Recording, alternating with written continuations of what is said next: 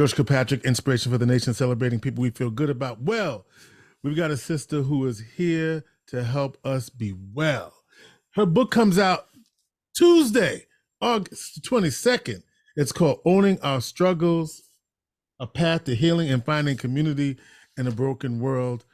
We are so pleased to be joined by Minaa B. She's a licensed mental health professional, and she has been featured in various media outlets. She owns her own consulting practice in mental health, and this book is about advocating for mental health inclusivity. I want to find out what she means by that, because there's a lot here.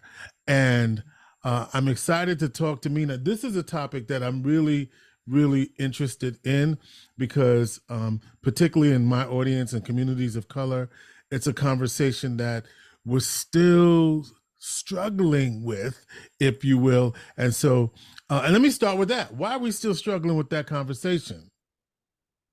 You know, I think for a really long time, stigma has been prevalent in the Black community. And I personally think that it is due to intergenerational trauma. You know, at the end of the day, if you want to go all the way back to when our ancestors were enslaved, yes, when slavery was ended and abolished, it's not as if we had resources that we could lean on to help us take care of our mental health and our well-being. You know, so now you have people who are free, but then you have all of these other laws and regulations and rules around what it means to be free as a Black person in America. And so when you have that type of historical trauma, medical racism, institutions, systemic racism, and even interpersonal racism plays a role in why, as a community, we can be very protective over our well-being and therefore feel as if the concept of mental health is not for us, right? And I think it's really important for us to really own why that stigma prevails, because it's often been put on Black people. Well, you're the reason why we are not progressing. And I think that really just speaks to the intergenerational trauma that is still stored in our bodies behind why we still struggle around the concept of accepting mental health as a part of what it means to be human. Yeah, no, it's interesting because I think about your title, Owning Our Struggles. And part of owning your struggles is, well, how do I get comfortable with owning my struggle, right? Because I have to first acknowledge that I am struggling.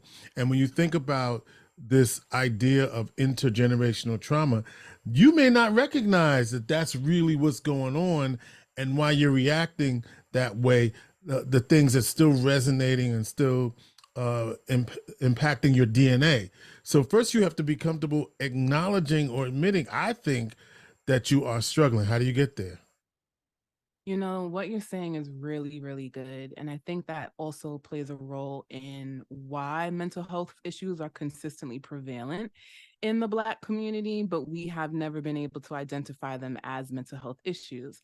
I think a lot of the things that we experience, we kind of see it as a form of tradition and culture. And so this concept of being the strong Black woman often is synonymous with having high functioning anxiety, right? And so one of the things that we have to learn to do if we want to break cycles within our family, we have to do the work of owning and recognizing, one, what am I doing differently compared to my family, right? How was I raised?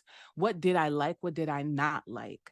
How have I progressed as an adult? What are certain things from my childhood that I feel like didn't make me feel safe, right? Because safety plays a huge role in mental health healing.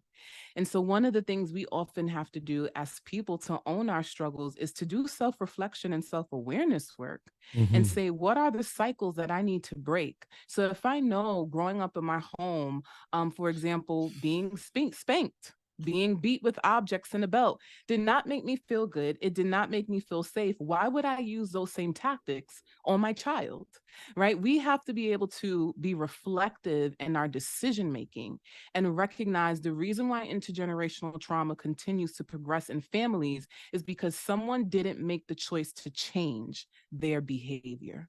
And owning our struggles focuses on being able to step into that change. All right, so you don't lit the powder keg now when you said around using corporal punishment or spanking or hitting with a belt on an object, right? And that leads me into something you write about in the book, which I want to get into, but I want to first tackle the question. And you talk about you describe it as emotionally immature parenting. I want to know what you mean by that. But before we get to that, this notion of spanking, right? And I'm gonna just say it. Black folks swear that that's what kept them out of trouble. And that the fact that we're not doing that today is why some of these kids are running around. To that, you say. Mm-hmm. George, it's so interesting because in my line of work, whether it be when I was practicing as a therapist or even just in my interpersonal relationships, I kid you not, every single time someone has said to me, I was spanked as a kid, I was beat as a kid, I experienced X as a kid, and I turned out fine. I'm like, oh, really? You turned out fine? So you clearly are not self-aware because you lack communication skills. You don't know how to regulate your emotions. You have poor distress tolerance skills. You exhibit a lot of emotionally immature behaviors, but you perceive yourself as turning out fine because you have a good job, you own a home, you own a business, and you fall in line with the concepts of the American dream, or what is perceived as a perfect, tedious life, right? And I think when we think of our well-being, a lot of us think that because I experienced certain things in my childhood and I turned out okay, I often find that there are a lot of blind spots in their lives that they have not been able to tap into to help them recognize you have a lot of healing to do.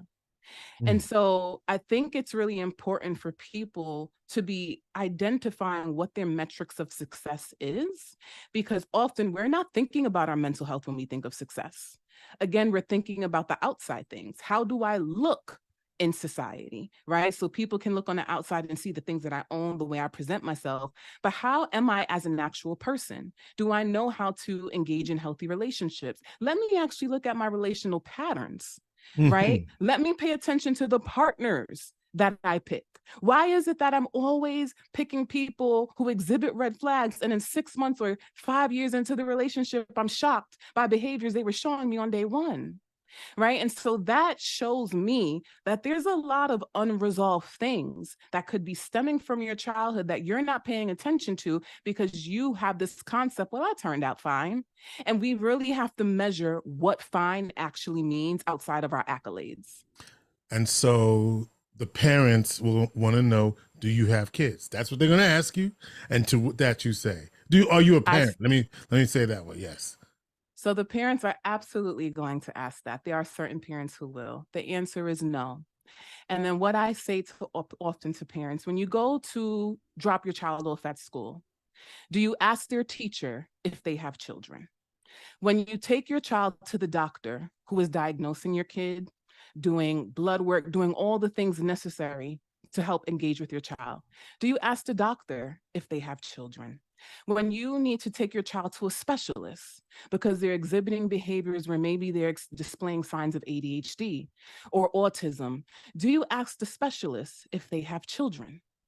One of the things that we have to learn to identify is recognizing that giving birth does not necessarily make you an expert on parenting.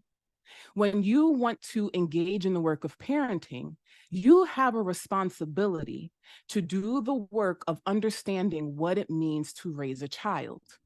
There are parents who actually do not know that when a child is born, what it takes to develop secure attachment. My child needs secure attachment so that they can grow up having healthy self-esteem.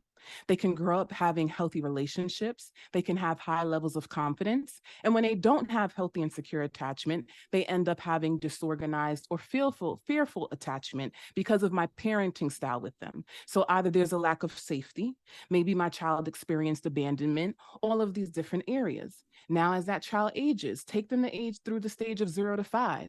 Do parents often know that that is the time when your child's brain is developing rapidly, which means if they experience acute, chronic, or complex trauma, to break those down, acute trauma is one single incident where complex and chronic trauma is when a child is exposed to multiple forms of traumatic experiences over a long period of time. If they experience trauma between the ages of 0 and 5, that now impacts brain development. Right. And now we have children who are in schools. Maybe we perceive them as throwing tantrums. We perceive them as engaging in certain types of behaviors that are difficult by not realizing this child is exhibiting a trauma response. So my role as a therapist, as a mental health professional, and even as a early Head Start consulting, because I've worked with children ages 0 to 5, which is why I talk a lot about childhood trauma. The goal is to never discredit a parent, right? That is not what this work is about, because you are going to be the first line of protection for that child. Sure. The goal here is to be someone who is willing to learn and unlearn so that your child can grow up feeling safe, feeling nurtured, and feeling cared for, and having the tools that they need to thrive in society. And the same way at work or in other areas of our life, if you can't take direction, often we always know that does not lead to success. And so I think one of the things that we have to do is manage the feelings of shame and guilt that is attached to parenting so that you can open your heart to really learning what you need to do to help tend to your children. Chapter 4 is titled The Struggle for Unconditional Love, Healing or Terminating the Parent-Child Relationship. Okay, now, Minaa. Come on now, Minaa. What you talking about? And in that context, you write about emotionally immature parenting. What does that mean? So to touch on that really quickly, emotionally immature parenting is when clearly a parental figure displays immature behaviors. And that might be due to their own trauma. Again, when a person experiences trauma, especially at a young age, that actually stunts their development. So think of adults in your own life who they're in their 30s, they're in their 40s and their 50s. And sometimes you look at them and you're like, yo, you're acting like a teenager right now. What is wrong with you? Well, that's what happens when you experience trauma. And so emotionally immature parenting can manifest, number one, when a parent, again, uses particular tactics like spanking, beatings, all those things. And the reason why they do it is because often they don't have the skills to help their children regulate. They don't have the skills to problem solve. They don't have the skills to engage in conflict resolution. The only skill, maybe through intergenerational trauma they've been taught, is the only way to fix a problem that I perceive as problematic is to hit, is to spank. We don't have conversations. We don't talk about feelings. We don't go there. We just spank. And then we say, and if you cry, I'm gonna spank you more for crying. And we don't want to hear that. So this is the other challenge, because all of us grew up not challenging our parents. These kids challenge you, right? And so now you have a challenge because you're not used to that. You never talked back to your parents. You were taught that, right? A child's place was a child's place. And now you have situations where you're negotiating and your grandparents are like, what are you negotiating for? That's not what we did. But I'm hearing you say that that's what it requires. Is that what I'm hearing you say? Absolutely. In what other relationship in our lives do we tell people you have to submit to me? Now, let's not even talk about marriage. We're not going that. If people start going in that direction, you're not talking about that. Right. Yeah. Think about in friendships. Think about when you go to work. Literally in any other relationship in our culture and in our society, we negotiate. We compromise. We listen to the needs of people if we want to have a safe, nurturing relationship. So why are children not owed that same level of nurture and respect? Now, here's the thing, because I hear you using the term challenge. Yes. Right? And I think what we, unfortunately, in the Black community have allowed ourselves to perceive as unhealthy is believing that if someone expresses their emotion or if someone has an opinion, let me say child, If Right. a child expresses an opinion, shares their emotion, or has a conflicting idea or opinion toward their parent, that is considered a challenge. Right. And we see you expressing yourself as a sign of disrespect versus recognizing my child is actually trying to communicate with me. And there are going to be times as a parent, I'm not right. And also understanding my child is also trying to let me know I'm trying to build a safe relationship with you. Hence why I am bringing issues up into your attention. But how you choose to respond to those issues might make me have to discern, is my parent safe enough to talk to? Well, Minaa, let me say this. Minaa B, author of Owning Our Struggles, A Path to Healing and Finding Community in a Broken World. That's cute. But people might say, I ain't got time for all of that because I need you to stop doing what you're doing right now for a lot of reasons. It could be for safety. It could be because I'm thinking of safety mostly. It could be situational. It could be for a lot of reasons. And so I ain't got time for all of that back and forth. I just need you to do it. To that you say. Because I don't always have time for all of that. I understand, every situation is different, Sure. right? So whenever we're having these conversations, one of the number one things I request people to do is use nuance. Yeah. Please engage in nuanced thinking. Right. Because if something is happening for your child's safety, that is a completely different conversation versus your child came home with a poor grade and your response is to spank them versus having a conversation to know what is happening in school, that your grades are poor or I'm getting these phone calls versus you're literally about to do something so dangerous you could kill yourself. Right. And so nuanced thinking literally means to have a variety of thoughts and recognizing that no situation is equal. Right. And so I think that's number one, and that's very important. Number two, though, we have to recognize that patience is a virtue and it's a part of the parenting skill. It is a part of parenting.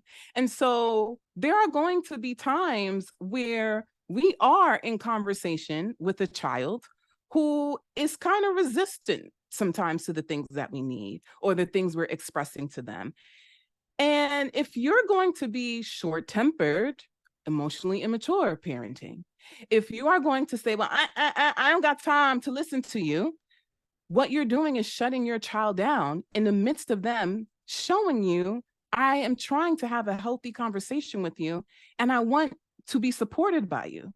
Right. And so I think that, again, nuance is so important because there are going to be times, like I said, where certain situations require an immediate response where we can say we might have to talk about this later, where there are going to be certain situations where at some point you have to develop a relationship with your kid where you can sit down with them and say, we need to actually talk about these things. And I want to know what you're thinking, what you're feeling, what is happening for you, because also in the midst of all of that, we have to hold ourselves accountable. And we have to sometimes ask ourselves as adults. And the reason why I'm saying we too is because even though we're specifically talking about parenting, there are people raising children that are not biologically theirs. Sure. Right. And so when you are a caregiver of any format, it is important to also ask yourself, how are you modeling appropriate behavior for the children that you're raising, right? And so I think a lot of those things are just so important when it comes to childhood development and what it means to build safe and healthy relationships between both parent and child. Some of your chapters include the struggle for wholeness, the struggle for healing, the struggle for safe spaces, the struggle for unconditional love, the struggle for intimacy, the struggle for fulfillment, and the struggle of being human. Did you struggle with the title of struggle? I absolutely did not, as you can tell. Clearly you did not. And I wondered about that because, again, it goes back to this idea and notion of owning our struggles. But I wanted to, I know we're getting close on for me anyway on time. And so there was two or three things I wanted to talk about because the book is really about healing. And one of the pieces that you write about is cultivating wellness in a world full of racism, right? And you have a story that you write about in Home Depot that impacts the way you live your life and has stayed with you. I think you were 10 years old when this thing happened, and it leads you to this conversation around the you were presumed to be much older than 10 years old, Yeah. something around, and this happens to Black girls all the time, perceived to be much older than they are. This adultification of that, clearly based in white supremacy, which you say, this idea of people say being black is exhausting. You say no, whoa, no, white supremacy is exhausting. So I wanted you to layer into that for a minute, because I think that's also a part of recognizing that we are in an environment, right, that we're reacting to, and that's also part of what we're living with. Yeah, so I remember right after George Floyd died, I saw that tweet circling around saying being Black is exhausting. And it really broke my heart because it made me think about all of the forms of adversity that we have to face as Black people in this country. And to know that there was someone who started to feel as if literally existing in our body was tiresome, was depressing, really hurt me. And more so just put me in a state of like, man, like my brothers and sisters are suffering. And for me, when I wrote that chapter, the goal was really to help us tap into Black joy and tap into our own ancestral healing. Because being Black, as I said, is not exhausting. Right. In the book I share, white supremacy is exhausting. Police brutality is exhausting. White feminism is exhausting. Literally dealing with institutional and systemic oppression and marginalization, those things are exhausting. But when it comes to cultivating Black joy, that is a daily choice that I make. Because I woke up one day and I said, I refuse to do someone else's anti-racism work. I refuse. If you cannot be a safe person for me, we have no relationship.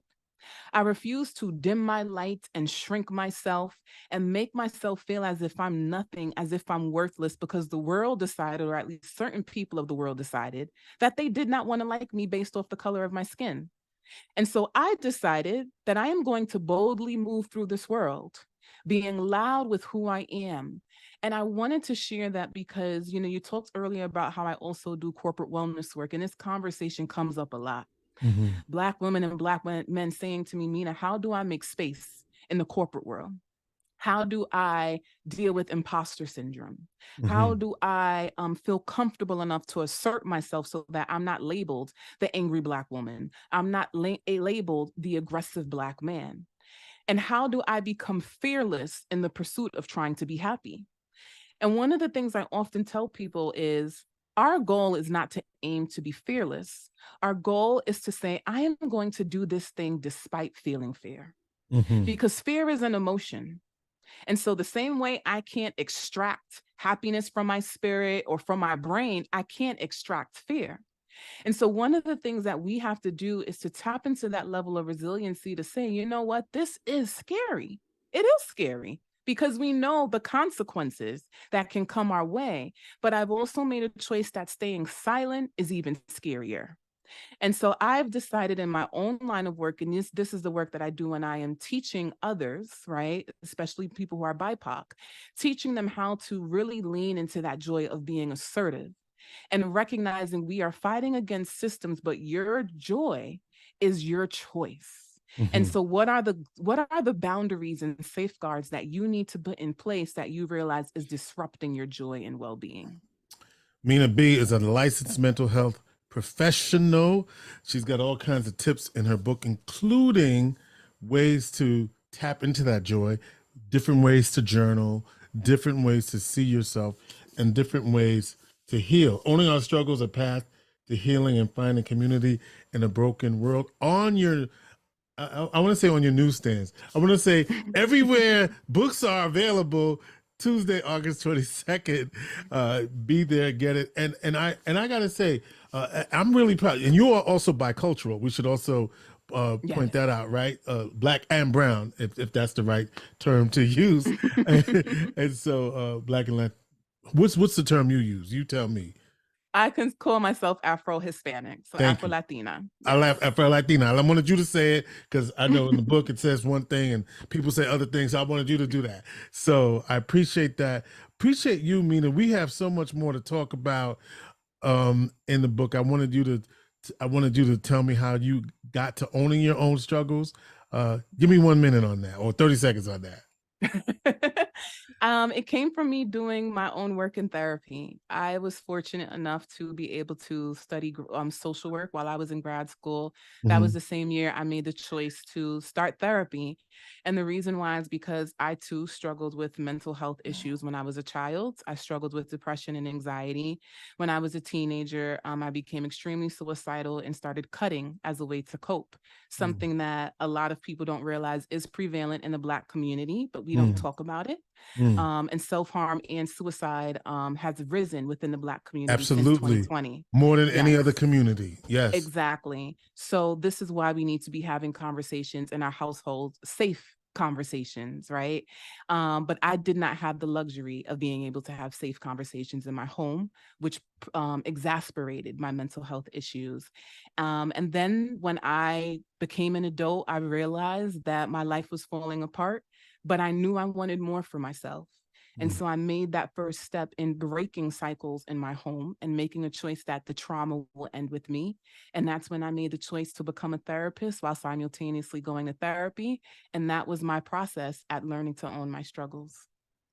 Minaa B, owning our struggles, finding a path to healing and finding community in a broken world.